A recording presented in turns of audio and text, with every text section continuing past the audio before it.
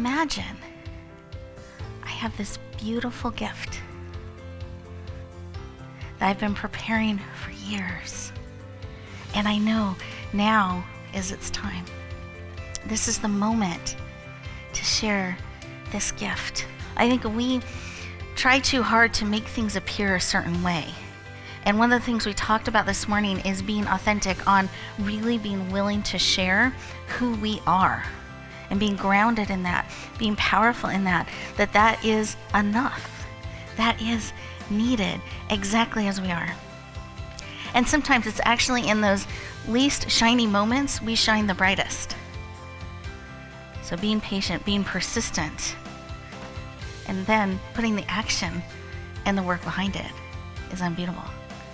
Being willing to rise up again. The failure is just a step along the way. We give failure too much power. We think it means stop. Wrong. This is the end. We need to rise up one more time and try again. Let's take actions that match what matters to us, what we want to bring forward. That's part of springing forward. And I think it involves having a plan, having a strategy. So question, nobody needs to raise their hands. You do not need to self-identify, but I'm curious how many of you had a plan for today? A strategy, something, a result you wanted to have happen for coming here. Just kind of check in. I think sometimes we feel like there's mutually exclusive. Being in the heart means not having a plan or a strategy.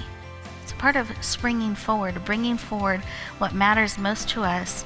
I believe involves a level of strategy and planning. But I think the where we're going starts in the heart. What we're wanting to bring forward, what we're called to do, and then we let our beautiful brains start developing pathways there. And strategies to support us on the journey. Because one of the things I shared this morning, life is not a solo journey. Very good. Because that's the other thing. We try to do these things on our own versus allowing and bringing in support.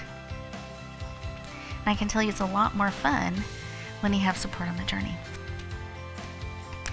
I also shared in the beginning how stepping into media and what visibility meant to me.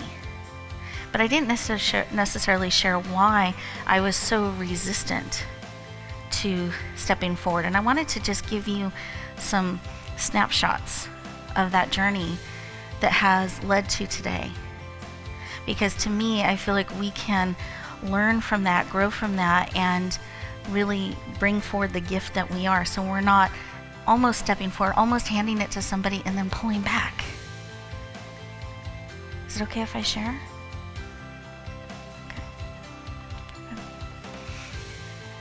So during my formative years as a young girl, I grew up in an environment that was unsafe.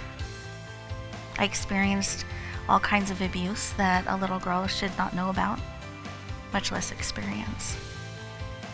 When I cried out for help, it was not believed. I was put back in that environment, and it became more severe.